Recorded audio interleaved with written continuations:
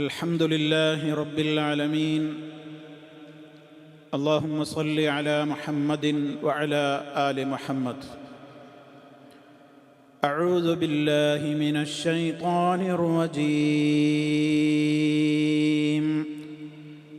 الله الذي خلق السماوات والأرض وما بينهما في 6 أيام ثم استوى على العرش ما لكم من دونه من ولي ولا شفيع أفلا تتذكرون. يدبر الأمر من السماء إلى الأرض ثم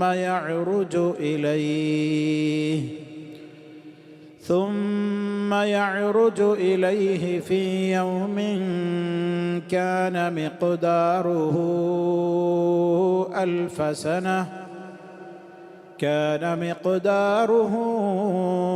1000 سنة مما تعدون. സ്നേഹമുള്ള സഹോദരി സഹോദരന്മാരെ, വിശ്വാസികളെ, സൂറത്തു സജദ എല്ലാ ദിവസവും രാത്രിയിൽ പാരായണം ചെയ്യൽ പ്രത്യേകം സുന്നത്തുണ്ടെന്ന് നബി സല്ലല്ലാഹു അലൈഹി വസല്ലമിലൂടെ പഠിപ്പിക്കപ്പെട്ടിട്ടുള്ള അധ്യായം.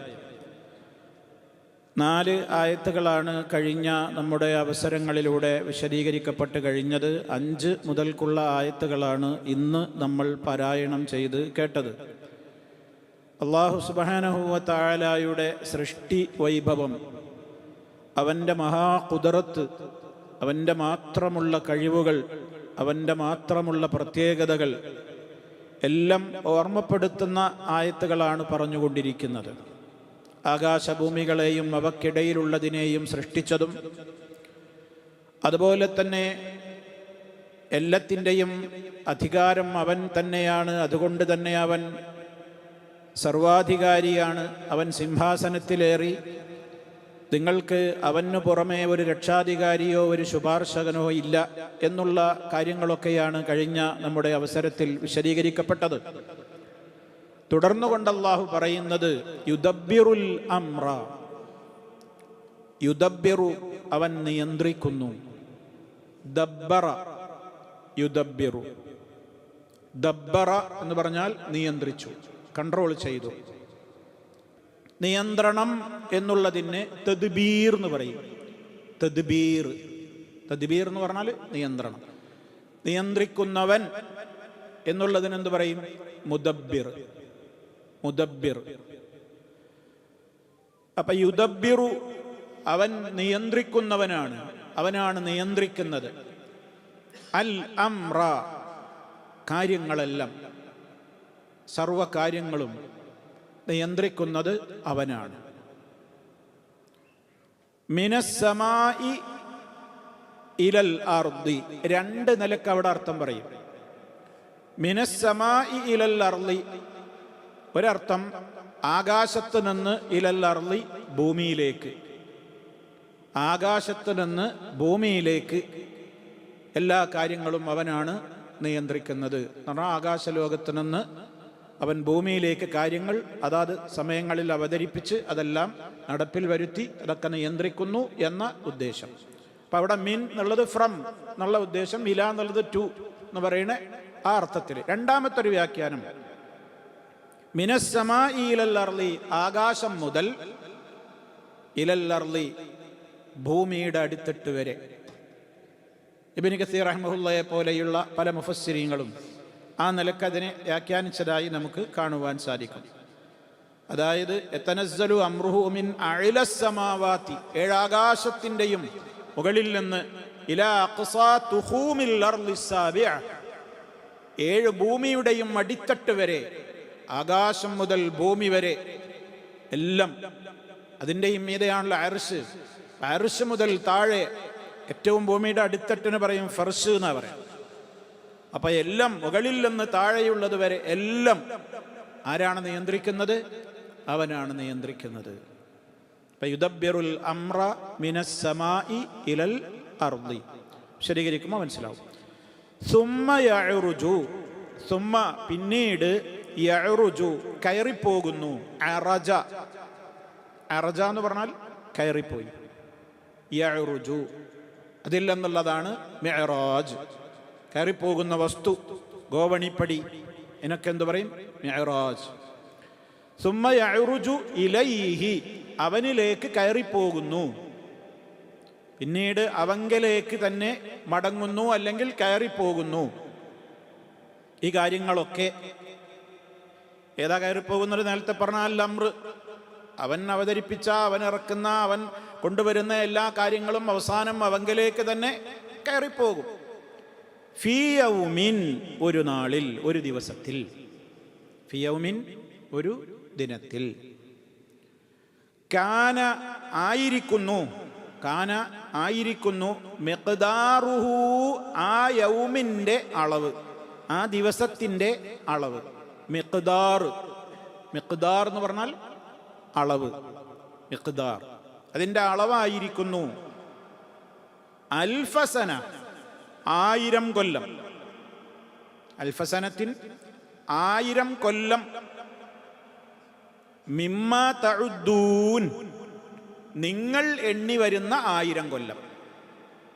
അദ്ദ എന്ന് പറഞ്ഞാൽ എണ്ണി. അൽഫ് നമുക്കെല്ലാവർക്കും അറിയാം, അൽഫ് 1000, സനത്ത് വർഷം. അൽഫസനത്തിൻ 1000 കൊല്ലത്തെ പിന്നെ കണക്കാണ് അതിൻ്റെ, ആ ഒരു ദിവസത്തിൻ്റെത്. മിമ്മ തഉദ്ദൂൻ, നിങ്ങൾ എണ്ണി വരുന്നത്. അദ്ദ എണ്ണി, അദ്ദ യഉദ്ദു, തഉദ്ദൂന നിങ്ങൾ എണ്ണുന്നു. അപ്പൊ നിങ്ങൾ എണ്ണി വരുന്നതിൽ നിന്ന് കണക്കാക്കുകയാണെങ്കിൽ ആ ദിവസത്തിന് എത്ര പിടിക്കും? 1000 വർഷത്തോട് കിടപിടിക്കുന്ന ഒരു ദിവസം. 1000 വർഷത്തോട് കിടപിടിക്കുന്ന ഒരു ദിവസം. അങ്ങനത്തെ ഒരു ദിവസം അവങ്കലേക്ക് അതെല്ലാം കയറിപ്പോകുന്നു. ഇനി എന്താണ് ഈ ആയത്തിൽ അല്ലാഹു തആല പറയുന്നത്? ഒന്നാമതായി, അവനാണ് ലോകം മുഴുവൻ നിയന്ത്രിച്ചു കൊണ്ടിരിക്കുന്നത്. യുദബ്ബിറുൽ അംറ മിനസ് സമാഇ, അവൻ്റെ ആയ കൃത്യമായ നിലക്ക് എല്ലാ കാര്യങ്ങളും അല്ലാഹു സുബ്ഹാനഹു വ തആലയാണ് ഇവിടെ കൺട്രോൾ ചെയ്യുന്നത്, തീരുമാനിക്കുന്നത്, സൃഷ്ടിക്കുന്നത്, അവതരിപ്പിക്കുന്നത് എല്ലാം. സൂറത്തു ത്വലാഖിലെ 12-ാമത്തെ സൂക്തത്തിൽ അല്ലാഹു തആല പറയുന്നു, അല്ലാഹുല്ലദീ ഖലഖ സബ്അ സമാവാതിൻ വമിനൽ അർളി മിസ്ലഹുന്ന യതനസ്സലുൽ അംറു ബൈനഹുന്ന ലിതഅലമൂ അന്നല്ലാഹ അലാ കുല്ലി ശൈഇൻ ഖദീർ വഅന്നല്ലാഹ ഖദ് അഹാത ബികുല്ലി ശൈഇൻ ഇൽമാ.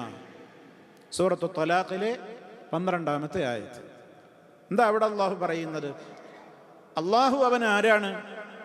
അവൻ അല്ലദീ ഖലഖ സൃഷ്ടിച്ചവനാണ്. സബ്അ സമാവാത്തിൻ 7 ആകാശങ്ങളെ. 7 ആകാശങ്ങളാണ് എന്നുള്ളത് ഖുർആൻ തന്നെ കൃത്യമായി പറഞ്ഞു. ഖലഖ സബ്അ സമാവാത്തിൻ, 7 ആകാശങ്ങളെ അവനാണ് സൃഷ്ടിച്ചവനാണ് അല്ലാഹു. വമിനൽ അർളി, ഭൂമിയിൽ നിന്നും മിസ്ലഹുന്ന, അത്ര തന്നെ.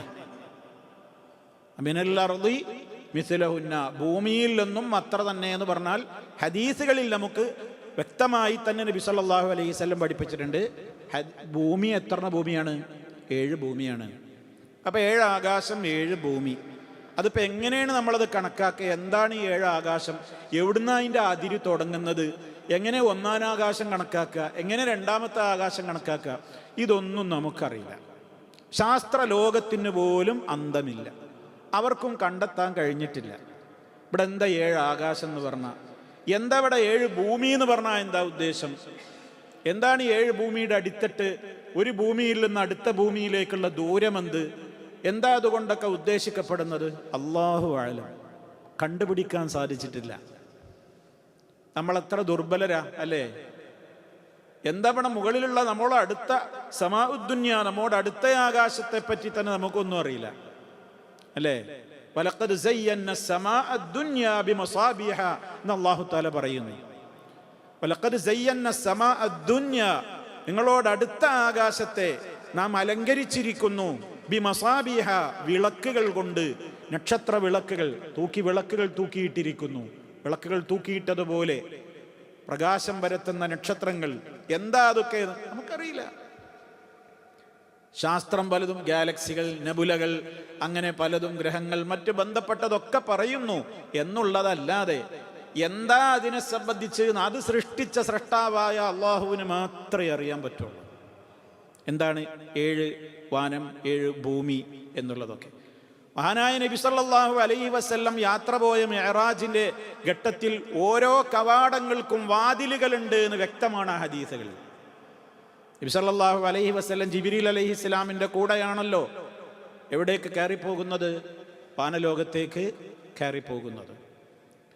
ആ കയറിപ്പോകുന്ന ആ യാത്രയുടെ വിവരണം നബി സല്ലല്ലാഹു അലൈഹി വസല്ലം നമുക്ക് വിവരിച്ചു തന്നിട്ടുണ്ട്. അതാണല്ലോ മിഅ്റാജ്. സാന്ദർഭികമായി കൂടി നമുക്കൊരായത്ത് ഇതിൽ നമുക്ക് ചില കാര്യങ്ങൾ മനസ്സിലാക്കാനുണ്ട്. ഇസ്റാ എന്ന് പറഞ്ഞാൽ എന്താണ്? ഇസ്റാ അസ്റാ ബി അബ്ദിഹി ലൈലൻ, രാപ്രയാണമാണ്. ഒരു രാത്രിയിൽ തന്നെ ഉള്ള മക്കയിലെ മസ്ജിദുൽ ഹറാമിൽ നിന്ന് അങ്ങകലെ ഫലസ്തീനിലുള്ള ബൈത്തുൽ മുഖദ്ദസിലേക്കുള്ള യാത്ര. അതൊരു പ്രത്യേക വാഹനപ്പുറത്ത്. അതാണല്ലോ ആ വാഹനത്തിന്റെ പേരാണ് നബിതങ്ങൾ വിശദീകരിച്ചിരുന്നത് ബുറാഖ്. ആ ബുറാഖിലേറിക്കൊണ്ടാണ്, അതിന്റെ വേഗത ഒന്നും നമുക്ക് നിർണ്ണയിക്കാൻ കഴിയില്ല, ജിബ്രീൽ അലൈഹിസ്സലാമിന്റെ കൂടെ നബി സല്ലല്ലാഹു അലൈഹി വസല്ലം യാത്രയാകുന്നത്. എന്താണ് ബുറാഖ് എന്നൊക്കെ ചില പിഴച്ച ആളുകൾ ഭാവനയിൽ നിന്ന് ചിത്രം വരച്ച് കലണ്ടറുകളൊക്കെ അടിച്ചു വിൽക്കുന്നുണ്ട്. ഇതാണ് ബുറാഖുൻ നബിയ്യി സല്ലല്ലാഹു അലൈഹി വസല്ലം എന്ന് പറഞ്ഞ് പണ്ടൊക്കെ, ഞാനൊക്കെ ചെറിയ കുട്ടിയായിരിക്കുന്ന കാലത്ത് തന്നെ ഈ നേർച്ചപ്പറമ്പുകളിലും പൂരപ്പറമ്പുകളിലൊക്കെ വിറ്റഴിച്ചിരുന്നൊരു സാധനമുണ്ട്. ചുമരിൽ തൂക്കിയിരുന്ന ഒരു 1 ഷീറ്റ് കലണ്ടർ, ഒരു കളർഫുൾ ചിത്രം, മൾട്ടി കളർ ചിത്രം. അതിൽ നല്ലൊരു സുന്ദരിയായ സ്ത്രീയുടെ തല, ഒരു കുതിരയുടെ ഉടൽ, അങ്ങനെ മനോഹരമായ ഒരു ചിത്രം. അതിൻ്റെ അടിയിൽ എഴുതിയിരുന്നു അറബിയിൽ, ഹാദാ ബുറാഖുൻ നബി സല്ലല്ലാഹു അലൈഹി വസല്ലം. ഇത് നബി സല്ലല്ലാഹു അലൈഹി വസല്ലമിന്റെ ബുറാഖാണ്. പൈശാചികമായി പിശാച്ച് മാത്രം ആളുകളെ കൊണ്ട് വരപ്പിച്ചൊരു വരയാണത്. ഇസ്ലാമിൽ ഒന്നാമത്തത് ഇങ്ങനെയുള്ള ജീവനുള്ള ഒരു വസ്തുവിൻ്റെ ചിത്രം വരയ്ക്കുന്ന പരിപാടി. ആ നിലക്ക് അതൊരു സ്പോട്ടായി തൂക്കിടുന്ന പരിപാടി തന്നെയല്ല. പിന്നെ അതിനൊരു സ്ത്രീയുടെ തല, ആഭരണമൊക്കെ ഇട്ട് കഴുത്തിലണിഞ്ഞ ഒരു സ്ത്രീയുടെ തലയും ഒരു കുതിരയുടെ ഉടലും കൊടുത്തിട്ട് ഹൈ സ്പീഡിൽ അതിങ്ങനെ പറക്കുന്ന ഒരു പ്രതീകാത്മക ചിത്രം കൊടുത്തുകൊണ്ടാണ് ഷിയാക്കളായിരുന്നു അതിൻ്റെ പിറകിൽ എന്ന് നമുക്ക് മനസ്സിലാക്കാൻ സാധിക്കും. നമ്മുടെ കേരളത്തിലൊക്കെ നമ്മൾ അതൊന്നും അറിയാതെ നമ്മളൊക്കെ വാങ്ങി വലിയ ബറക്കത്തിന് വേണ്ടി നമ്മുടെ വീടുകളിലെ ചുമരുകളിൽ ഒരു കാലത്ത് അത് തൂക്കിയിരുന്നു. ഇതാണ് ബുറാഖ് എന്ന് പറഞ്ഞിട്ട്. എത്ര ഇതിവിടെ ഇരിക്കുന്ന പ്രായമുള്ള എൻ്റെയൊക്കെ ആ സ്റ്റേജിലുള്ള ആളുകൾക്കൊക്കെ ഇപ്പൊക്കെ അത് വല്ലാതെ കാണൂല. ഒരുപാട് ആളുകളുടെ വീടുകളിൽ, ഇപ്പം ഇദ്ദേഹം തന്നെ പറയുന്ന കേട്ടില്ലേ, കാസർഗോട്ടുകാരനാണ്, അദ്ദേഹത്തിൻ്റെ ചുമരിൽ തൂങ്ങിയിരുന്നു എന്ന്. അപ്പം ഇത് എൻ്റെ ഓർമ്മയാണ് ഞാൻ പറയുന്നത്. ഇങ്ങനെ പലർക്കും ഓർമ്മകൾ ഉണ്ടാകും. വാസ്തവത്തിൽ നബി സല്ലല്ലാഹു അലൈഹി വസല്ലം അള്ളാഹുവിൻ്റെ റസൂൽ നമുക്ക് പരിചയപ്പെടുത്തി തന്ന ബുറാഖും ചിത്രത്തിൽ കാണുന്ന ബുറാഖും തമ്മിൽ ഒരു ബന്ധവുമില്ല. അപ്പം ഇങ്ങനെയാണ് സമൂഹത്തിലേക്ക് അന്ധവിശ്വാസങ്ങൾ കടന്നു വരുന്നത്. അതേപോലെ തന്നെ ആ കാലഘട്ടത്തിൽ തന്നെ അക്കലണ്ടറിന്റെ തൊട്ടപ്പുറത്ത് വിൽക്കാൻ വെച്ചിട്ടുണ്ടാകും വേറൊരു കലണ്ടർ. അത് നബി സല്ലല്ലാഹു അലൈഹി വസല്ലമിന്റെ ഖബറാണ് എന്ന് പറഞ്ഞിട്ട് വേറൊന്ന്.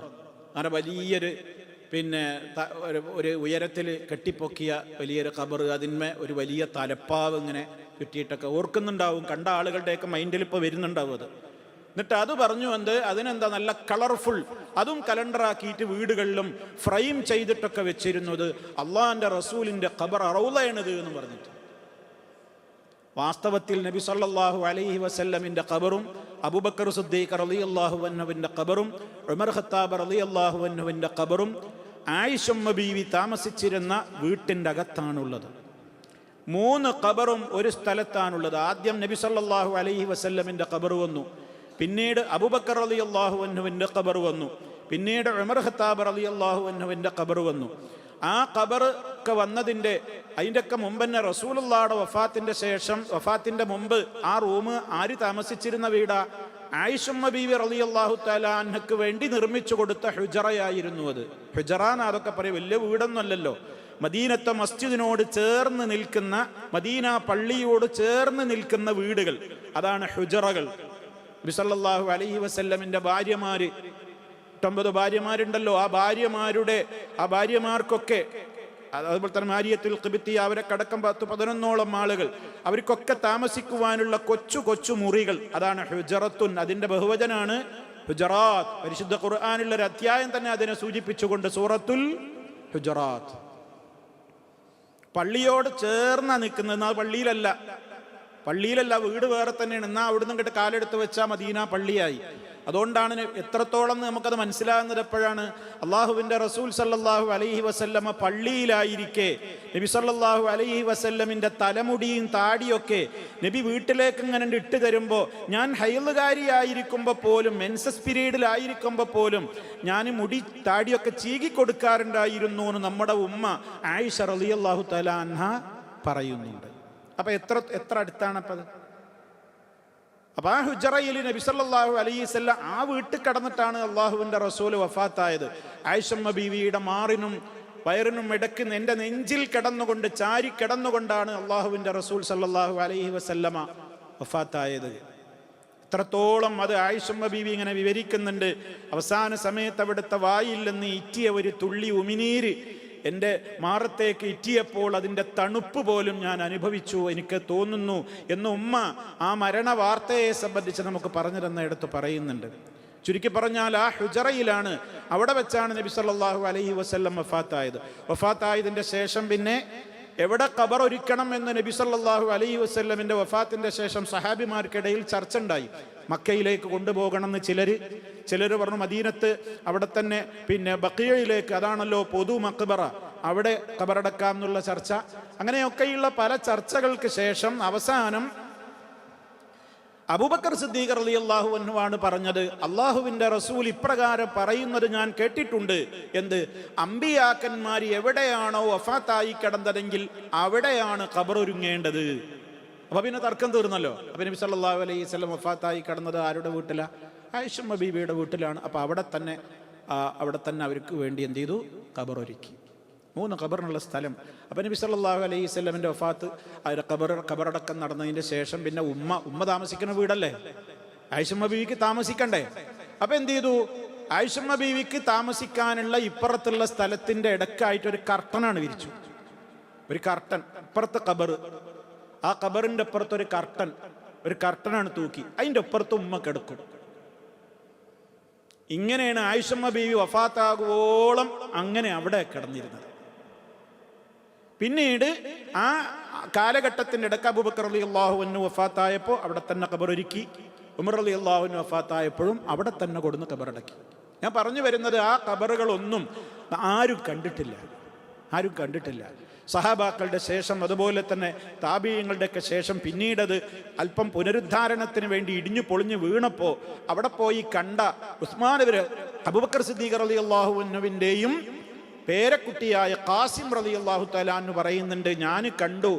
പിന്നെ ഉമ്മയോട് ഞാൻ ചോദിച്ചു, ഉമ്മ എനിക്ക് ആ ഖബറുകളൊന്ന് കാണിച്ചു തരുമോ? അപ്പോൾ ഉമ്മ താമസിക്കുന്ന വീട്ടിലല്ലേ ഈ ഖബറുള്ളത്, ഇപ്പുറത്തൊരു വിരിക്കപ്പുറം, വേറെ അവർക്ക് വീടില്ലല്ലോ.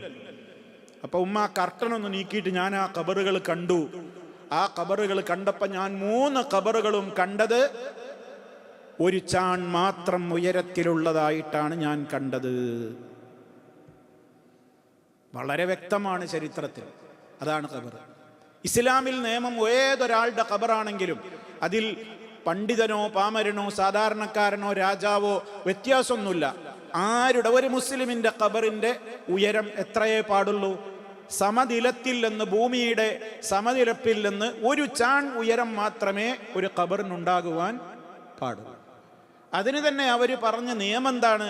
ഖബർ കുഴിക്കുമ്പോൾ എടുത്തിട്ടുള്ള മണ്ണ്, ആ മണ്ണ് മുഴുവൻ അതിലേക്കിട്ടാൽ ഖബർ ഒരു ചാണിന് ഉയരത്തിലും വരും. കാരണം കിളച്ചെടുത്ത മണ്ണ് ഫുള്ള് ചെയ്യുമ്പോൾ പിന്നെ സമതലം ഉണ്ടാവും, ഒരിത്തിരി പൊങ്ങിയിട്ട് വരും. മറ്റേത് ഫിറ്റായിട്ട് ഇങ്ങനെ തിങ്ങിക്കിടക്കല്ലേ, കുഴിച്ചെടുത്തിട്ട് അതാർക്കും മനസ്സിലാവും. അപ്പോൾ ഒരു ചാണാണ് നബി സല്ലല്ലാഹു അലൈഹി വസല്ലമിൻ്റെ ഖബർ, അബൂബക്കർ സിദ്ദീഖ് റളിയല്ലാഹു അൻഹുവിൻ്റെ ഖബർ, ഉമർ ഖത്താബ് റളിയല്ലാഹു അൻഹുവിൻ്റെ ഖബർ. ഈ 3 ഖബറും ഒരു ചാണ് മാത്രമാണ് ഉയരം. പിൽക്കാലത്ത് ഷിയാക്കളും അതുപോലെ തന്നെ യഹൂദികളുടെ, ജൂതന്മാരുടെ സംസ്കാരത്തിൽ നിന്ന്, അതുപോലെ തന്നെ ക്രിസ്ത്യാനികളുടെയൊക്കെ സംസ്കാരത്തിൽ നിന്ന് കടമെടുത്ത പല ആചാരങ്ങളും ഷിയാക്കൾ എന്ന് പറയുന്ന പിഴച്ച കക്ഷിയുടെ ആളുകൾ പകർത്തി ഇസ്ലാമിലേക്ക് കൊണ്ടുവന്നതാണ് ഈ ഖബർ ഒരുപാട് ഉയരത്തിൽ കെട്ടിപ്പൊന്തിക്കുക എന്നുള്ളത്. അങ്ങനെയാണ് ഖബറുകൾ ഉയരത്തിൽ കെട്ടി ഉയർത്തുന്ന ഒരു സമ്പ്രദായം ലോകത്ത് നടപ്പിൽ വന്നത്. നബി സല്ലല്ലാഹു അലൈഹി വസല്ലം അതിനെ എതിർത്തതാണ്. ഖബർ കെട്ടിപ്പടുക്കാൻ പാടില്ല, അതിന്മേൽ കുമ്മായമിടാൻ പാടില്ല, പെയിന്റ് അടിക്കാൻ പാടില്ല, അവിടെ വിളക്ക് കത്തിക്കാൻ പാടില്ല തുടങ്ങിയിട്ടുള്ള നിയമങ്ങളൊക്കെ അതിന്മേൽ ഇരിക്കാൻ പാടില്ല. ഒരു ഖബറിനോട് നമുക്ക് ബഹുമാനം വേണം, ആദരവ് വേണം. ഒരു ഖബറിനെ ആദരിക്കുക എന്ന് പറഞ്ഞാൽ എന്താണ്? ഖബറിന്മേൽ കൂടി നമ്മൾ ചവിട്ടി നടക്കാൻ പാടില്ല. അപ്പം നമ്മൾ പള്ളിക്കാട്ടിലൊക്കെ പോകുമ്പോൾ ഖബറുകളുടെ മേൽ ആളുകൾ നിസ്സാരമായിട്ട് അങ്ങനെ ചിലപ്പോൾ ചവിട്ടൊക്കെ ചെയ്യും. ചവിട്ടാൻ പാടില്ല, ഖബറുകളിന്മേൽ ചവിട്ടരുത്, മലമൂത്ര വിസർജനം പാടില്ല, അതിന്മേൽ ഇരിക്കാൻ പാടില്ല.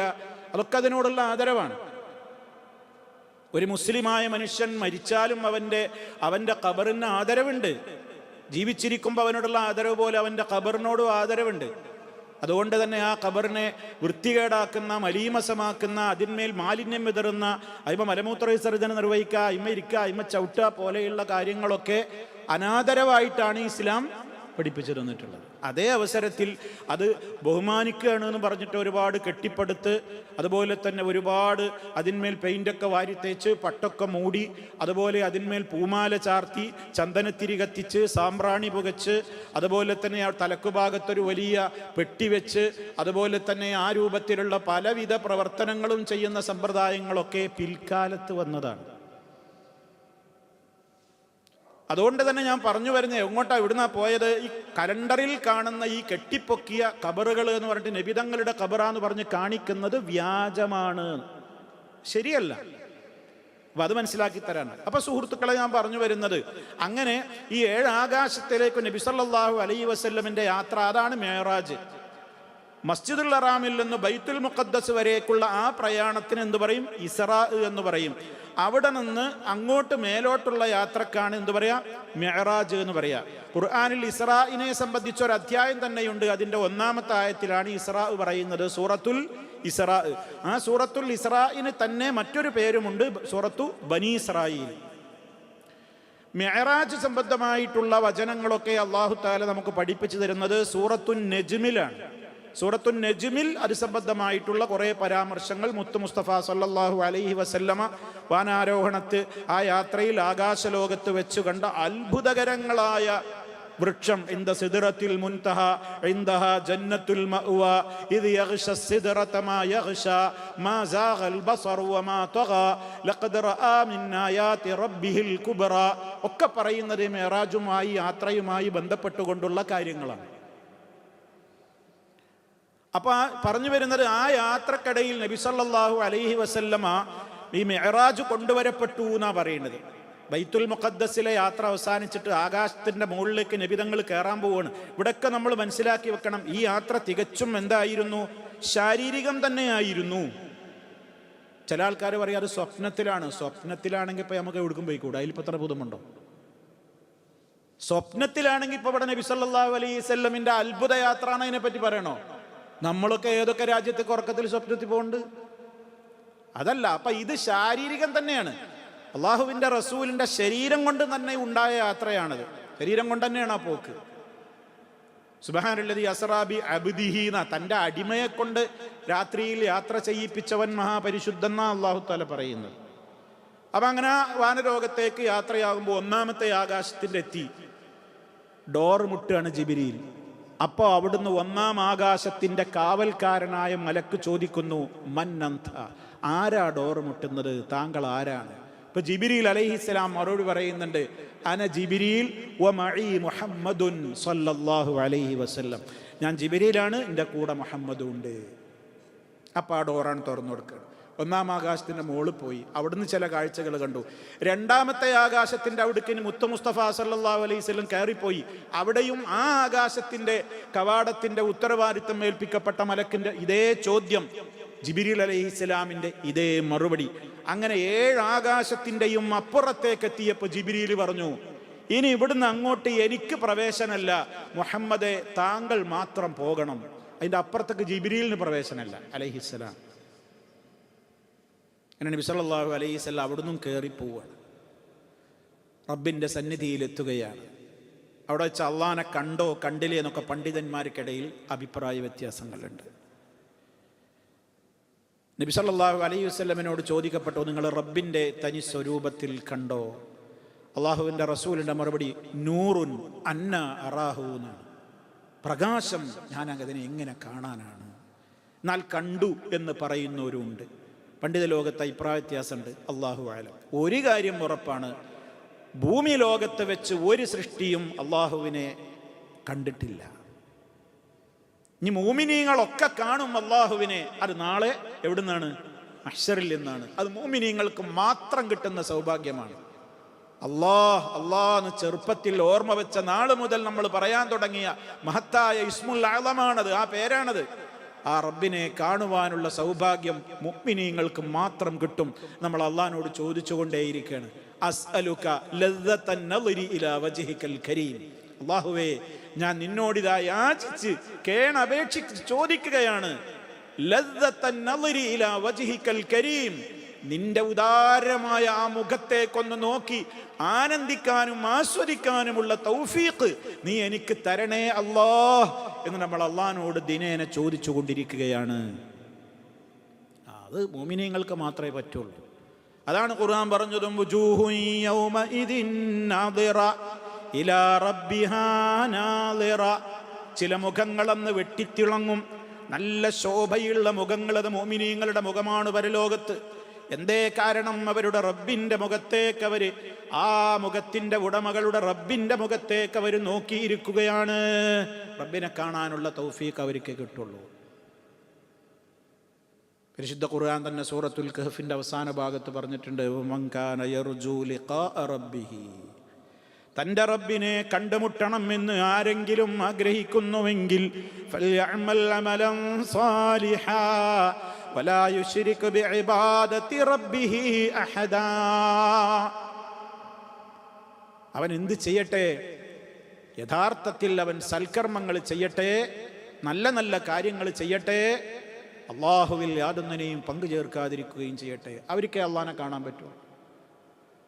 അതേ അവസരത്തിൽ കാഫിറുകൾക്ക് അത് മറയിടപ്പെടും എന്ന് ഖുർആൻ തന്നെ പറഞ്ഞതാണ്. മുഅ്മിനീങ്ങൾക്ക് കാണും, കാഫിറുകൾക്ക് അള്ളാഹിനെ കാണാം. അതിനുള്ള ഭാഗ്യം പോലും അവർക്ക് കിട്ടൂല.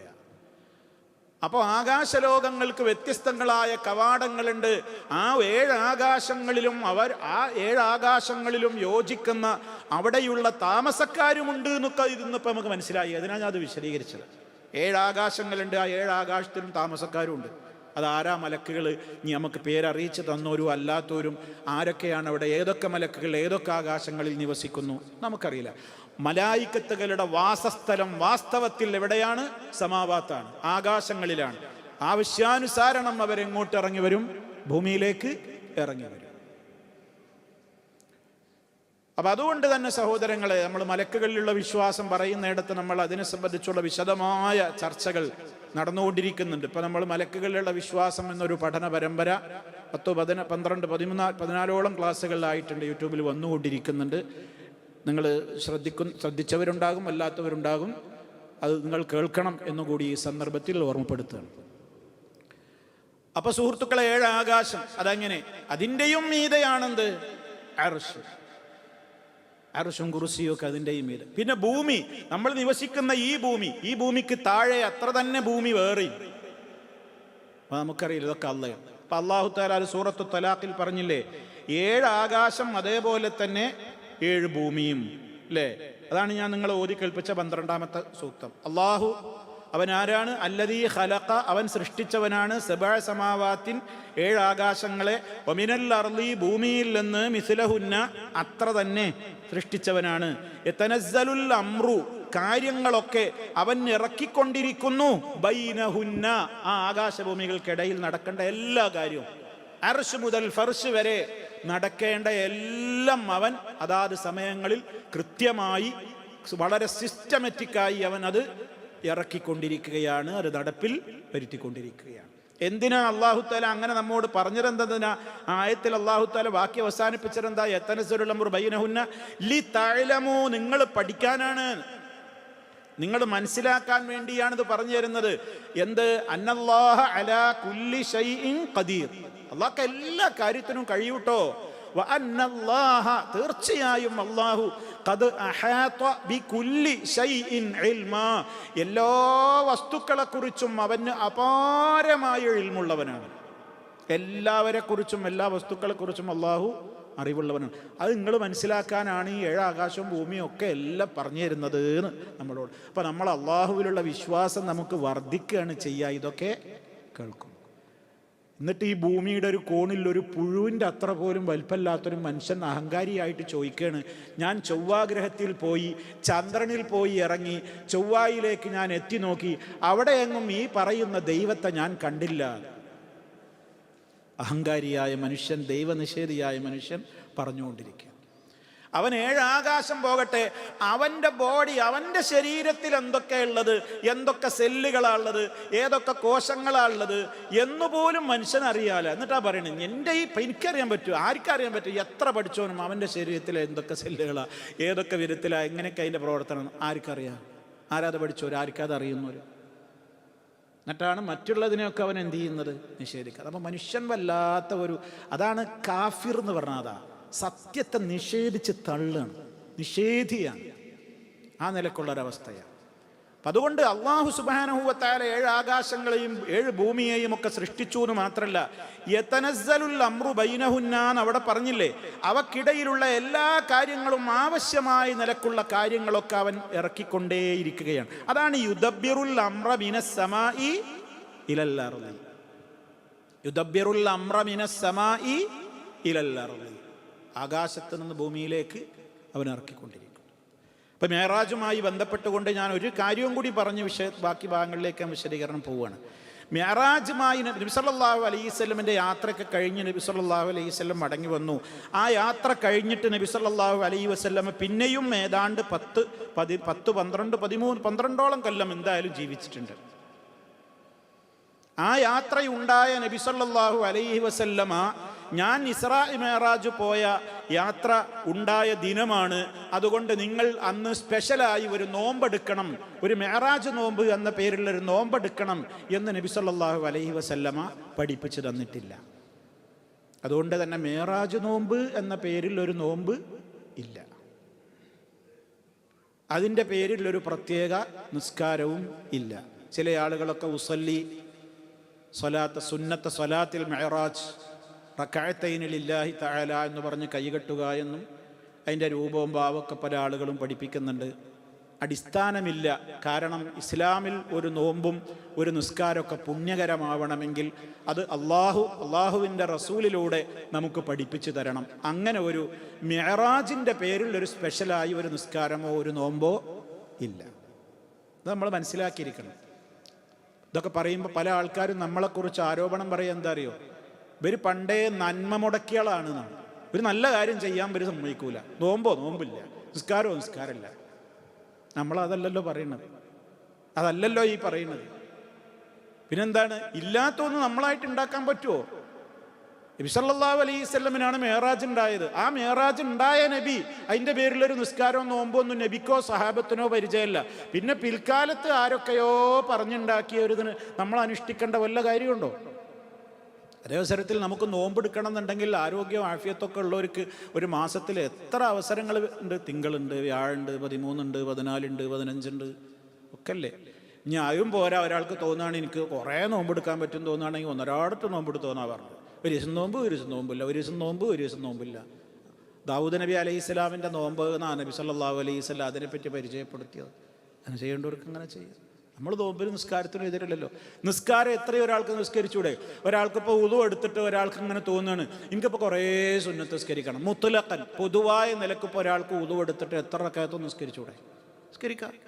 അതേ അവസരത്തിലുള്ള ഒരു പ്രത്യേകതയുള്ള ഒരു പ്രത്യേക നിസ്കാരം എന്ന് പറയണം എന്നുണ്ടെങ്കിൽ അതിന് നമുക്ക് ഹദീസിൽ നബിതങ്ങൾ പഠിപ്പിച്ചു തരണം. അള്ളാഹുവിൻ്റെ റസൂൽ സല്ലല്ലാഹു അലൈഹി വസല്ലം അത് പഠിപ്പിച്ചു തന്നിട്ടില്ല.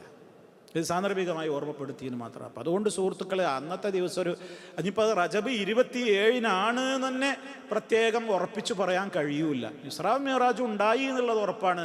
പക്ഷേ അത് ഏത് മാസത്തിൽ ഏത് ദിവസം ഉണ്ടായി എന്നുള്ളതിനെ സംബന്ധിച്ച് പണ്ഡിത ലോകത്ത് ഒരുപാട് അഭിപ്രായ വ്യത്യാസമാണ്. ഏതാ മാസം എന്ന് പോലും അഭിപ്രായ വ്യത്യാസമാണ്. പിന്നെ എങ്ങനെയാണ് ഇത് ഇന്ന ദിവസമാണെന്ന് ഉറപ്പിക്കൽ? ഈ ഉറപ്പിച്ചാൽ തന്നെ വാദത്തിന് വേണ്ടി 27 സമ്മതിച്ചാൽ തന്നെ അതിൻ്റെ പേരിലൊരു നോമ്പോ നിസ്കാരോ ദിക്റോ പ്രത്യേക ദുആ ഒന്നും ഇല്ല. ഇതാണ് ആ വിഷയത്തിൽ നമ്മൾ മനസ്സിലാക്കിയിരിക്കുന്നത്.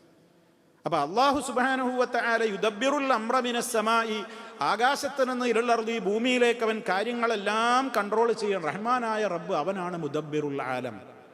അറേബ്യൻ മുശ്രിക്കുകളോട് വരെ ചോദിച്ചു, നബി സല്ലല്ലാഹു അലൈഹി വസല്ലമിനോട് അല്ലാഹു തആല പറഞ്ഞു, അവരോട് ചോദിക്ക്, ആര് അല്ലാഹു അല്ലാത്തവരെ വിളിച്ചു പ്രാർത്ഥിച്ചു കൊണ്ടിരിക്കുന്ന ആളുകളോട് അല്ലാഹു തആല നബി തങ്ങളോട് ചോദിക്കാൻ പറയാണ്, നബിയെ ചോദിക്ക്, വമൻ യുദബ്ബിറുൽ അംറ, ആരാണ് കാര്യങ്ങൾ നിയന്ത്രിക്കുന്നത്? അവര് പോലും അല്ലാഹ് അവർ അംഗീകരിച്ചതാണ്. പിന്നെ ഇവിടെ ലോകത്ത് അല്ലാഹു സുബ്ഹാനഹു വ തആല അവന്റെ ചില പ്രവൃത്തികൾ അവൻ്റെതായ പ്രത്യേക അനുമതിയോടുകൂടി ഇവിടെ മലായിക്കത്തുകളെ ഏൽപ്പിച്ചിട്ടുണ്ട്. അത് നമ്മൾ ഉറച്ചു വിശ്വസിക്കുന്നവരാണ്. ഇടി, മിന്ന്, കാറ്റ് പോലെയുള്ള കാര്യങ്ങൾ, മീകായിൽ അലൈഹിസ്സലാം, മഴ, അവസാന കാലത്ത് സൂറെന്ന കാഹളത്തിലുള്ള ഊത്ത് ഇസ്രാഫീൽ അലൈഹിസ്സലാം, മനുഷ്യരുടെ ആത്മാവിനെ പിടിക്കുക, റൂഹിനെ പിടിക്കുക എന്നുള്ളത് മലക്കുൽ മൗത്ത് എന്നാണ് ഖുർആൻ പറഞ്ഞത്. അസറായീൽ എന്നുള്ളത് സഹീഹായ ഹദീസുകളിൽ സ്ഥിരപ്പെട്ടതല്ല, എന്നാൽ ജനങ്ങളുടെ നാവുകളിലൂടെ പ്രസിദ്ധമായൊരു പേരാണത് എന്ന് മാത്രം. അപ്പം ആ മലക്ക് ആ ഡ്യൂട്ടി നിർവഹിക്കുന്നു. ആ മലക്കിൻ്റെതായ ഒരുപാട് സഹായികൾ, പിന്നെ നന്മ തിന്മകൾ എഴുതുന്നത്, അതുപോലെ തന്നെ സ്വർഗത്തിൻ്റെ കാവൽ, നരകത്തിൻ്റെ കാവൽ, നമ്മൾ സഞ്ചരിക്കുമ്പോൾ നമ്മുടെ മുന്നിലും പിന്നിലുമായിക്കൊണ്ട് കാവൽക്കാരായിക്കൊണ്ട് മലക്കുകൾ. സൂറത്തുർ റഅദിൽ ലഹു മുഅഖിബാത്തും മിൻ ബൈനി യദൈഹി വമിൻ ഖൽഫിഹി യഹ്ഫളൂനഹു മിൻ അംരില്ലാഹ്, റബ്ബിൻ്റെ നിർദ്ദേശപ്രകാരം അല്ലാഹുവിൻ്റെ ഓർഡർ അനുസരിച്ചുകൊണ്ട് കാവൽ നൽകുവാൻ വേണ്ടി മുന്നിലും പിന്നിലും മലക്കുകൾ. ഇങ്ങനെയൊക്കെയുള്ള പല കാര്യങ്ങളും ഇവിടെ തദ്ബീർ അല്ലാഹു തആല ഒരാൾക്കൊന്ന് ഏൽപ്പിച്ചു കൊടുത്തിട്ടുണ്ടെങ്കിൽ ആ ആൾക്ക് മറ്റു കാര്യങ്ങൾക്കൊന്നും കഴിവില്ല, ആ കാര്യം മാത്രമേ നടത്തുള്ളൂ. ജിബ്രീൽ അലൈഹിസ്സലാമിന് വഹയിൻ്റെ മാത്രമായിരുന്നു. ഇങ്ങനെ പലതും അള്ളാഹുവിൻ്റെ റസൂൽ സല്ലല്ലാഹു അലൈഹി വസല്ലം നമുക്കങ്ങനെ പഠിപ്പിച്ചിരുന്നു. അതേ അവസരത്തിൽ ലോകം മുഴുവൻ നിയന്ത്രിക്കുവാനുള്ള അധികാരം അല്ലാഹു തആല ഔലിയാക്കന്മാർക്ക് കൊടുത്തിട്ടുണ്ട്. നമ്മളെ കോഴിക്കോട് ജില്ലയിലെ മടവൂരാണ് ലോകത്തിൻ്റെ മൊത്തം കൺട്രോൾ. മുദബ്ബിറുൽ ആലമാണ്. ലോകം മൊത്തം അദ്ദേഹമാണ് നിയന്ത്രിക്കുന്നത്. അദ്ദേഹമാണ് ഖുതുബുൽ ആലം. ലോകം മൊത്തം അദ്ദേഹമാണ്. അർശ് മുതൽ ഫർശ് വരെ അദ്ദേഹത്തിൻ്റെ ഭരണമാണ് എന്നാണ്. ആരുടെ? CM മടവൂരിൻ്റെ. ഒന്ന് ആലോചിച്ച് നോക്കൂ. നമ്മുടെ ചില സഹോദരന്മാരുടെ വിശ്വാസമാണത്. അതെങ്ങനെ സഹോദരങ്ങളെ ഇസ്ലാമിൻ്റെ അധ്യാപനങ്ങളുമായി, ഖുർആനുമായി, നബിചര്യയുമായി പൊരുത്തപ്പെടും? നമ്മൾ ചിന്തിക്കണം. അല്ലാഹു തആല ലോകം മൊത്തം കൺട്രോൾ ചെയ്യുവാനുള്ള അവൻ്റെ മാത്രമുള്ള കഴിവ് ഒരാൾക്കും വിട്ടുകൊടുത്തിട്ടില്ല. അല്ലാഹ് അങ്ങനെ ആരും ഏൽപ്പിച്ചിട്ടുമില്ല. ഇതാണ് അഹ്ലുസുന്നയുടെ വിശ്വാസം. മറ്റേത് പഴച്ച കക്ഷികൾ, റാഫിളത്ത് പോലെയുള്ള പഴച്ച കക്ഷികൾക്കൊക്കെ അങ്ങനെ പല വാദങ്ങളുണ്ട്. അവരുടെ വിശ്വാസമാണ് അല്ലാഹു തആല ഭൂമിയൊക്കെ, ആകാശഭൂമിയൊക്കെ പടച്ചതിൻ്റെ ശേഷം അലിയാരെ എല്ലാം പിന്നാണ്ട് ഏൽപ്പിച്ചു. പിന്നൊക്കെ അലിയാണ് അതിൻ്റെ ശേഷം കൺട്രോൾ ചെയ്യുന്നത് എന്നാണ് ആരുടെ വിശ്വാസം? ഷിയാക്കളിലെ ഷിയാക്കൾ തന്നെ ഒരുപാട് കക്ഷികളുണ്ട്. അതിലേറ്റവും തരം താണ ഈ ഭാഗമാണ് റാഫിള, അവരുടെ വിശ്വാസമാണ്. അങ്ങനെ പല വിശ്വാസക്കാരും ലോകത്തുണ്ട്. അള്ളാഹു നമ്മെ അഹ്ലുസുന്നത്തി വൽ ജമാഅത്തിൽ അടിയുറപ്പിച്ച് നിലനിർത്തി തരുമാറാകട്ടെ. സഹോദരങ്ങളെ, അതാണ്. അപ്പോൾ യുദബ്ബിറുൽ അംറ മിനസ് സമാഇ ഇലൽ അർദി, അള്ളാഹുവിൻ്റെ മാത്രം, അവൻ്റെ മാത്രം ഖാസായ ഖുദ്റത്താണ്. യുദബ്ബിറുൽ അംറ മിനസ് സമാഇ, എല്ലാം അതാത് സമയങ്ങളിൽ അവൻ എന്താണോ എപ്പോഴാണോ ഇവിടെ നടപ്പിൽ വരുത്തേണ്ടത് അതവൻ കൃത്യമായി തന്നെ ഇവിടെ ഇറക്കുന്നു, അതവൻ കൺട്രോൾ ചെയ്യുന്നു. സുമ്മ യഅ്റുജു ഇലൈഹി, ഇനി അതാണ് നമുക്ക് പറയാനുള്ളത്. സുമ്മ, പിന്നീട്, യഅ്റുജു ഇലൈഹി, അക്കാര്യങ്ങളെല്ലാം അവങ്കലേക്ക് മടങ്ങിപ്പോകുന്നു. ഫീ യൗമിൻ, ഒരു ദിനത്തിൽ. ആ ദിനത്തിൻ്റെ കണക്കാണ് പറഞ്ഞിരുന്നത്. കാന മിഖ്ദാറുഹു, ആ ദിനത്തിൻ്റെ വലുപ്പം, അതിൻ്റെ അളവ്, അൽഫസനത്തിൻ, 1000 കൊല്ലമാണ്. മിമ്മാ തഉദ്ദൂന, നിങ്ങൾ എണ്ണി വരുന്ന 1000 കൊല്ലത്തിന് സമാനമായ ഒരു ദിവസം. ഇതിനെക്കുറിച്ച് ഖുർആൻ വ്യാഖ്യാതാക്കൾക്കിടയിൽ വ്യത്യസ്തങ്ങളായ അഭിപ്രായ വ്യത്യാസങ്ങൾ നിലവിലുണ്ട്. ഒരു ഭാഗം പറയുന്നത് അള്ളാഹുവിൻ്റെ ഭാഗത്തു നിന്നുള്ള റബ്ബിൻ്റെ ഒരു തീരുമാനം, അവൻ്റെ മലായിക്കത്തുകളിലൂടെ ഭൂമിയിലേക്ക് എന്നിട്ട് ഇറക്കുന്നതിന് പിടിക്കുന്ന സമയം 500 കൊല്ലം. 500 കൊല്ലം. എന്നിട്ട് ആ കൽപ്പനകളും നടപ്പിൽ വരുത്തിയ നിയമങ്ങളുമായി കൊണ്ട് മലായിക്കത്തുകൾ അവങ്കിലേക്ക് കയറിപ്പോകുന്നത് ബാക്കി 500 കൊല്ലം. 500 കൊല്ലൊന്നും വേണ്ട, നമ്മൾ കണക്കാക്കുന്ന അത്രയും ദൂരമുണ്ട്. പക്ഷേ മലക്കുകൾ ഇവിടെ സെക്കൻഡ് കൊണ്ട് എത്തുന്നുണ്ട്. നബിതങ്ങളോട് ചോദ്യം ചോദിച്ചിട്ട് വായ കൂട്ടുന്നതിന് മുമ്പ് ഇവിടെ നബിതങ്ങൾ ആയത്തോന്നുണ്ട്. ഏയ്, അതാ നിങ്ങൾ എണ്ണുന്ന 1000 കൊല്ലത്തിന് കിടപിടിക്കുന്ന ദൂരത്തുനിന്നാണ് ആ വരുന്നത്. അപ്പൊ എത്ര ആകാശഭൂമികൾക്കിടയിലുള്ള ദൂരെത്ര? ഇവിടെ നബി സല്ലല്ലാഹു അലൈഹി വസല്ലമയോട് ചോദ്യം ഒന്ന് ചോദിക്കണേ ഉള്ളൂ ഓരോ വിഷയത്തില്. അപ്പൊ നബി തങ്ങൾ ഒന്നും മിണ്ടാതെ അങ്ങനെ ഇരിക്കും. കുറച്ച് നേരം കൂടി ഇരിക്കുമ്പോഴേക്ക് പെട്ടെന്ന് പിന്നാണ്ട് മറുപടി പറയണം. എവിടുന്നാ അത് വരുന്നത്? ജിബ്രീൽ അലൈഹി സ്വലാം വരികയാണ്. 7 ആകാശങ്ങൾക്കും അപ്പുറത്ത് നിന്ന് റബ്ബിന്റെ അടുക്കൽ നിന്നുള്ള വഹയും കൊണ്ട് ആര് വരുന്നു? ജിബ്രീൽ അലൈഹി സ്വലാം വരികയാണ്. കണ്ണിമ വെട്ടുന്ന നേരം കൊണ്ട്, സെക്കൻഡ് കൊണ്ട് വരികയാണ്. ഇതെങ്ങനെ? അതാ അള്ളാഹ് പറഞ്ഞില്ലേ, തഅലമു അന്നല്ലാഹ അലാ കുല്ലി ശൈഇൻ ഖദീർ വ അന്നല്ലാഹ ഖദ് അഹാത ബികുല്ലി ശൈഇൻ ഇൽമാ. ഒരു വ്യാഖ്യാനം അങ്ങനെയാണ്. അപ്പൊ ആ മലക്കുകളുടെ അള്ളാഹുവിന്റെ കൽപ്പനയുമായി കൊണ്ട് മലായിക്കത്തുകൾ ഭൂമിയിലേക്ക് ഇറങ്ങി വന്ന് പിന്നീട് അതും കൊണ്ട് അവങ്കലേക്ക് കയറിപ്പോകുന്നതിന്റെ കാലയളവാണ് ആ പറഞ്ഞത്. എന്ത്? നിങ്ങൾ എണ്ണുന്ന 1000 കൊല്ലത്തെ സമാനമായ അളവുള്ള ദൂരണ്ടതിന്. പക്ഷേ സംഗതി സെക്കൻഡോട് ഇവിടെ ഒക്കെ നടക്കുന്നുണ്ട്. അള്ളാഹിനെ പറ്റി അങ്ങനെ ഒന്നുമില്ലല്ലോ. അതേ അവസരത്തിൽ മറ്റ് ചില വ്യാഖ്യാതാക്കൾ പറയുന്നത്, അതാണ് പ്രബലമായ അഭിപ്രായമായിട്ട് പല മുഫസ്സിരീങ്ങളും പറഞ്ഞിട്ടുള്ളത്. അതെന്താണ്? ഇത് ഖിയാമത്ത് നാളിനെ സംബന്ധിച്ചാണ്. ശരിക്കും മനസ്സിലാക്കണം കേട്ടോ. 2 വ്യാഖ്യാനവും വേർതിരിച്ച് മനസ്സിലാക്കണം. ഒന്നാമത്തെ വ്യാഖ്യാന പ്രകാരമാകുമ്പോൾ ഇവിടെ ഡെയിലി നടന്നുകൊണ്ടിരിക്കുന്ന കാര്യങ്ങൾ ഇവിടെ എത്തുകയും തിരിച്ചങ്ങോട്ട് എത്തുകയും ചെയ്യുന്നതിൻ്റെ അളവുള്ള ദിവസത്തെ പറ്റിയാണ് ആ പറയുന്നത്. രണ്ടാമത്തെ വ്യാഖ്യാനം അനുസരിച്ച് എന്താണ്? ഈ പറയുന്ന 1000 കൊല്ലം നിങ്ങൾ എണ്ണുന്നത് എന്ന് പറയുന്നത് ഖിയാമത്ത് നാളിനെ സംബന്ധിച്ചാണ്. അപ്പം എങ്ങനെയാ അർത്ഥം വരിക? ആകാശഭൂമികളിലുള്ള കാര്യങ്ങളൊക്കെ അവൻ ഇങ്ങോട്ട് കൺട്രോൾ, അവൻ നിയന്ത്രിക്കുന്നു. സുമ്മ യഅ്റുജു. അപ്പം അത് ലോകാവസാനം വരെ ആ സംഗതി ഇവിടെ നടന്നുകൊണ്ടേയിരിക്കും. അള്ളാഹു നിശ്ചയിച്ചൊരു സമയമുണ്ട്, അത് ലോകത്തിൻ്റെ നാശമാണ്. ആ ദിവസം എത്തിക്കഴിഞ്ഞാൽ പിന്നെ വേറെ ഒരാളുടെ ഇടപെടലും ഒന്നും പിന്നെ ഇവിടെ നടക്കില്ല. പിന്നെ കംപ്ലീറ്റ് അത് ആരാണ്? അള്ളാഹു മാത്രമാണ്. ആ ദിവസത്തെപ്പറ്റി അള്ളാഹു താല പറഞ്ഞത് ലിമനിൽ മുൽക്കുൽ യൗം. അള്ളാഹ് എന്നെ ചോദിക്കും, ആർക്കാടാ അന്നത്തെ അധികാരം? അവിടുന്ന് റബ്ബന്റെ മറുപടി ലില്ലാഹിൽ വാഹിദിൽ ഖഹാർ. എല്ലാ ശബ്ദങ്ങളും നിലച്ചു, ആരുമില്ല. എല്ലാ രാജാക്കന്മാരും എല്ലാവരും പഞ്ചപുച്ഛമടക്കി അവിടെ നിൽപ്പാണ്. ഒരു രാജാവും ലോകം അടക്കി ഭരിക്കുന്ന ഒരു ലോക പോലീസും ഒരു അന്താരാഷ്ട്ര പോലീസും ഒന്നും ഞാണ്ട് എന്ന് പറയില്ല. ലിമനിൽ മുൽക്കുൽ യൗം. ഇന്നത്തെ ദിവസത്തിന്റെ അധികാരം ആർക്കാണടോ? റബ്ബിന്റെ ചോദ്യമാണ് മഹ്ശറിൽ വെച്ച്, അന്ത്യനാളിൽ. ഉത്തരം ലില്ലാഹിൽ വാഹിദിൽ ഖഹാർ. എല്ലാം അടക്കി ഭരിക്കുന്ന രാജാതിരാജനായ ഏകനായ അള്ളാഹുവിന് മാത്രമാകുന്നു. ആ ദിവസത്തെ പറ്റിയാണ് ഈ പറയുന്നത്. സുമ്മ യഅ്റുജു ഇലൈഹി. പിന്നീട് അവങ്കിലേക്ക് എല്ലാം മടക്കപ്പെടും. ഫി യൗമിൻ, ഒരു ദിവസത്തിൽ. കാന മിഖ്ദാറുഹു, ആ ദിവസത്തിന്റെ അളവ് അൽഫസനത്തി മിമ്മാ തഉദ്ദു, നിങ്ങൾ എണ്ണുന്ന 1000 കൊല്ലമാണ്. അപ്പൊ നമുക്ക് മറ്റൊരു സംശയം മനസ്സിൽ സ്വാഭാവികമായിട്ടും വരും. സൂറത്തുൽ മആരിജിൽ അല്ലാഹു തആല പറയുന്നുണ്ട്, തഅ്റുജുൽ മലായികതു വറൂഹു ഇലൈഹി ഫീ യൗമിൻ കാന മിഖ്ദാറുഹു 50000 സന ഫസ്ബിർ സബ്റൻ ജമീലാ. എന്താണ് അല്ലാഹു തആല പറയുന്നത്? നിങ്ങൾ എണ്ണുന്ന 50000 കൊല്ലത്തിന് സമാനമായ ഒരു ദിവസം. നിങ്ങൾ എണ്ണുന്ന 50000 കൊല്ലത്തിന് സമാനമായ ദിവസം. ഇവിടെ പറഞ്ഞതോ 1000. അപ്പൊ അത് രണ്ടും എന്തിനെ കുറിച്ച് തന്നെയാണ്? അന്ത്യനാളിനെ കുറിച്ച് തന്നെയാണ്. പിന്നെ എന്താ വ്യത്യാസം? അതിനെപ്പറ്റി ചില മുഫസ്സിരീങ്ങൾ പറഞ്ഞത്, അള്ളാഹുവിൻ്റെ അടുക്കൽ ഖിയാമത്ത് നാളിൽ ഓരോ യൗമുകളാണ്, അയ്യാമുകളാണ്, അതിൽ തന്നെ വ്യത്യാസങ്ങൾ ഉണ്ടാകും എന്ന്. ചില യൗമ് 1000 കൊല്ലത്തിന് സമാനമായത്, ചിലത് 50000 കൊല്ലത്തിന് സമാനമായത് എന്നൊരു വ്യാഖ്യാനം. ഇതിൻ്റെ ഒന്നും അറബി ടെക്സ്റ്റുകൾ ഞാൻ വായിക്കുന്നില്ല, ആശയം ചുരുക്കി പറയണം. അതേപോലെ തന്നെ പിന്നെ പറയുന്നത് എന്താണ്?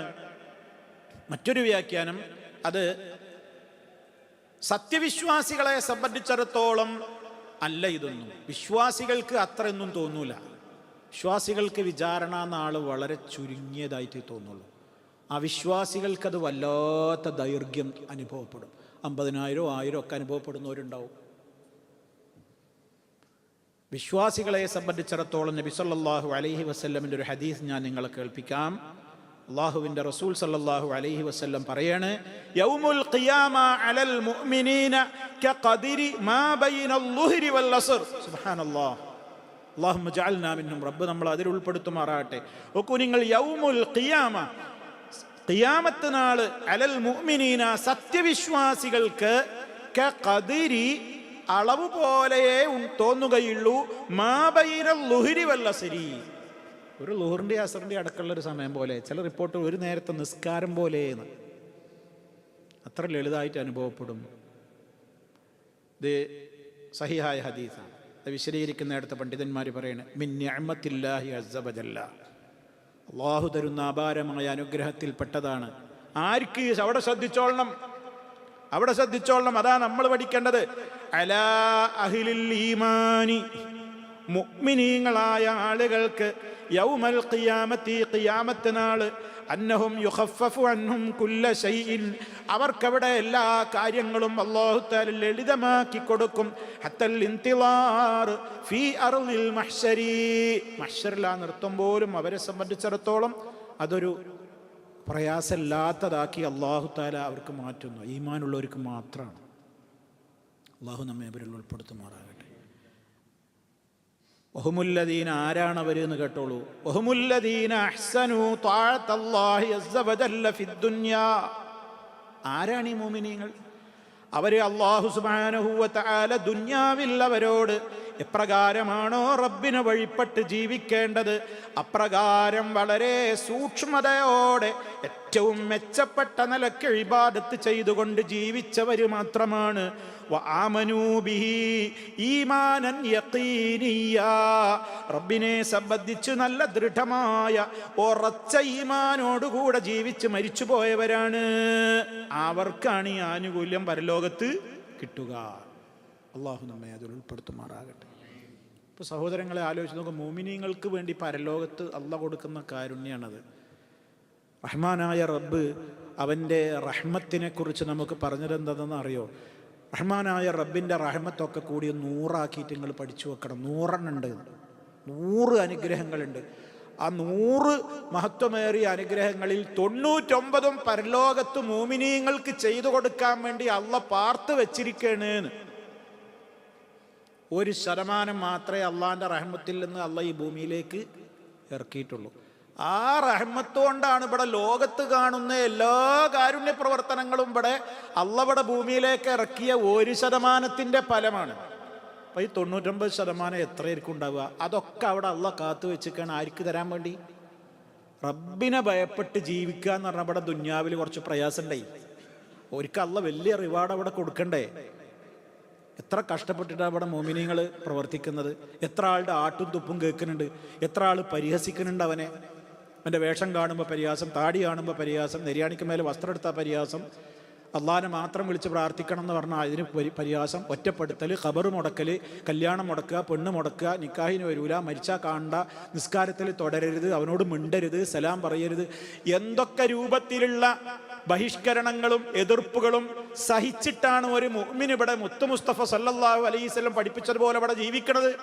അത്രയും കഷ്ടപ്പാട് ഇവിടെ അമ്പിയാക്കളും അതുപോലെയുള്ള ആളുകളൊക്കെ വെട്ടും കുത്തുമൊക്കെ ഏറ്റിട്ടല്ലേ ഈ ലോകത്ത് ദീന് വളർത്തിയത്. അവർക്കൊക്കെ കൊടുക്കാൻ മാത്രം അള്ളാന്റെ ഖജനാവിൽ അവൻ കാത്തു വെക്കണ്ടേ മഹ്ശറിലേക്ക്? അതാ റഹീം. സാധാരണ നമ്മൾ പണ്ടൊക്കെ ബിസ്മില്ലാഹിർ റഹ്മാനിർ റഹീം എന്നുള്ളതിന് അർത്ഥം പറയുമ്പോൾ ഒരു വ്യത്യാസം പറയാറുണ്ടായിരുന്നു. നിങ്ങൾക്ക് ഓർമ്മ ഉണ്ടാവും. അർ-റഹ്മാൻ, ഈ ലോകത്ത് അവനെ വഴിപ്പെട്ടവർക്കും വഴിപ്പെടാത്തവർക്കും ഒരുപോലെ കരുണ ചെയ്യുന്നവൻ.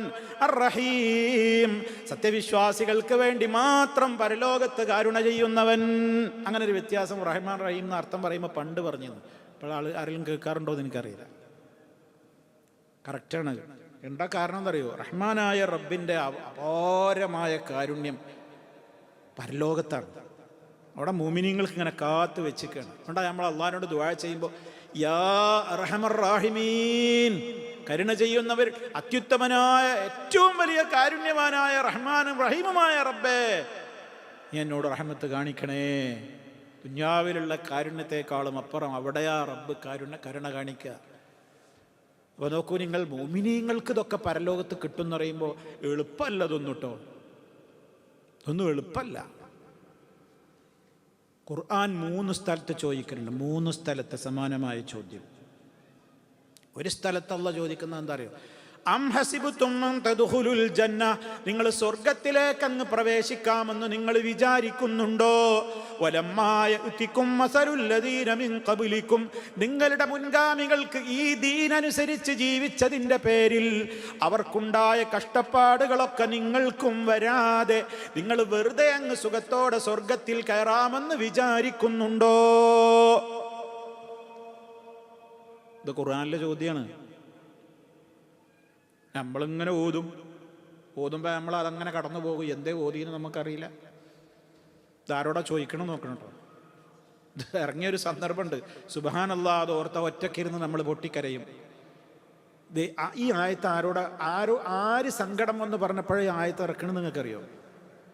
നബി സല്ലല്ലാഹു അലൈഹി വസല്ലമയിൽ വിശ്വസിച്ചു എന്നതിൻ്റെ പേരിൽ ആ കാലഘട്ടത്തിലുണ്ടായിരുന്ന മുശ്രിക്കുകളിൽ നിന്ന് ശാരീരികമായി എമ്പാടും പീഡനങ്ങൾ ഏറ്റുവാങ്ങി ഇരുമ്പ് പൊള്ളിച്ചിട്ട് ശരീരത്തിലൊക്കെ പൊള്ളിച്ച മുറിവുകളുണ്ട്. വെള്ളത്തിൽ തലമുക്കി പിടിച്ച് ശ്വാസം മുട്ടിച്ചവരുണ്ട്. മണൽ പരപ്പിൽ മലർത്തിക്കിടത്തിയിട്ട് നെഞ്ചത്ത് കല്ല് വെച്ചുകൊണ്ട് അതിൽ ആഞ്ഞ് തല്ലി അതുപോലെ തന്നെ ആക്രമിച്ചു മർദ്ദിച്ച് ഒരുപാട് 10ഉം 100ഉമൊക്കെ ശരീരത്തിൽ മുറിവുകളായിട്ട് പ്രയാസപ്പെട്ടുന്ന ഒരു സഹാബിമാര് നബി തങ്ങളോട് പോയിട്ട് ചോദിക്കേ, നബിയെ നിങ്ങൾ കാണില്ലേ? ഇത് അള്ളാന്റെ റസൂലിനോട് ചോദിക്കണേ, നബി നിങ്ങൾ കാണില്ലേ?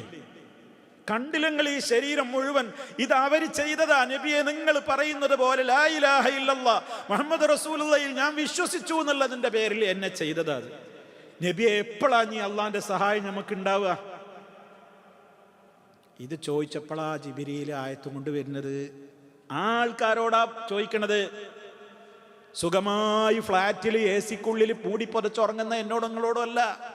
അള്ളാന്റെ ദീനിന് വേണ്ടി ഒരു കൂക്ക് വിളി പോലും, ഒരാളൊന്ന് മുഖം കറുപ്പിച്ചാൽ പോലും അതിനെ സഹിക്കാനുള്ള കഴിവില്ലാതെ ഞാൻ ആരോടും ഒന്നും പറയല്ല, ഓരോരുത്തർ ഇഷ്ടം പോലെ ആയിക്കോട്ടെ, എനിക്ക് എൻ്റെ വഴി, അവർക്ക് അവരുടെ വഴി എന്നും പറഞ്ഞിട്ട് സുഖമായിട്ട് ഇങ്ങനെ കഴിഞ്ഞുകൂടുന്ന എന്നോടും നിങ്ങളോടും ആണ് ആയത്തെങ്കിൽ നമുക്ക് ഇത്തിരി സമാധാനിക്കായിരുന്നു. ഈ ചോദ്യം ചോദിച്ചത് മുറിവുകളുമായിട്ട് മുത്ത മുസ്തഫയുടെ മുമ്പിൽ കരഞ്ഞു വന്ന സഹാബിമാരോടാണ്. എന്താ ചോദ്യം? നിങ്ങൾ വിചാരിക്കുന്നുണ്ടോ നിങ്ങൾ സ്വർഗത്തിൽ കയറാമെന്ന്? നിങ്ങളെ മുൻഗാമികൾ, ആരാ മുൻഗാമികൾ? മഹാന്മാരായ പ്രവാചകന്മാർ ഈർച്ചവാള് കൊണ്ട് മൂർദാവിൽ വെച്ച് ഈർന്ന് മുറിക്കപ്പെട്ട് 2 പൊളിയാക്കി തള്ള നബിമാരുണ്ട്. പല കഷ്ടപ്പാട്, തീയിലേക്ക് ജീവനോടെ കണ്ടിട്ടിട്ട് കത്തിച്ചു.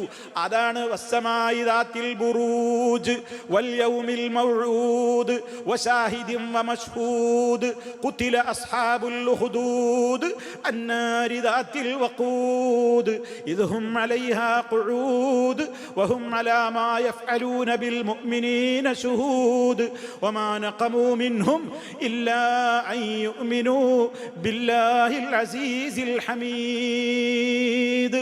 സൂറത്ത് ബുറൂജ് ഇങ്ങനെ ഓതുന്നുണ്ടല്ലോ നമ്മള്. അതിലെന്താ കഥ പറയണേ? എന്താ ഈ അസ്ഹാബുൽ ഉഖ്ദൂദ്? ജീവനോടെ കിടങ്ങിൽ തീയിട്ടിട്ട് അതിൽക്കാണ് പിടിച്ച് ചുട്ടുകൊന്നു. ആരെയും? വിശ്വാസികളെ. അള്ള പറയണു വമാ നഖമൂ മിൻഹും, അവരൊരു തെറ്റും ചെയ്തിട്ടില്ല. അവരെ പറ്റിയുള്ള ചാർജ് ഷീറ്റ് എന്താണ്? ഇല്ലാ അയ്യുമിനൂ ബില്ലാഹിൽ അസീസിൽ ഹമീദ്, അസീസും ഹമീദുമായ അള്ളാഹുവിൽ അവർ വിശ്വസിച്ചു എന്നവർ തെറ്റേ അവരെ കുറിച്ച് അവർക്ക് പറയാനുള്ളൂ. അതിൻ്റെ പേരിലാണ് ആ ചുട്ടുകൊന്നത്. നമ്മളോ? അവരൊക്കെ പോയി സ്വർഗത്തിലേക്ക് പോകാനാ നമ്മളൊക്കെ കുപ്പായം മാറ്റി നടക്കണം കേട്ടോ. നല്ലോണം ആലോചിച്ചോളൂ. ഞാൻ ആലോചിക്കാൻ എന്നോടാ പറയണേ. ഞാൻ അവരൊക്കെ പോയി സ്വർഗത്തിലേക്ക് പോകാനാണ് നമ്മൾ കുപ്പായം മാറ്റിയിരിക്കുന്നത്. അങ്ങനെ കഷ്ടപ്പെട്ടതാണ് മുൻഗാമികൾ. ഈ സഹാബിമാരോടാ പറയണത്.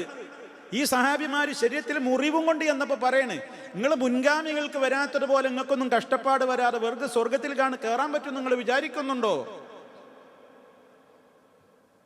വേറൊരു ചോദ്യം കേട്ടോളൂ നിങ്ങൾ. സൂറത്തുൽ അൻകബൂത്തിന്റെ തുടക്കം തന്നെ അലിഫ് ലാം മീം അഹസിബന്നാസു അയ്യുത്രകൂ أن يقولوا آمنا وهم لا يفتنون ولقد فتنا الذين من قبلهم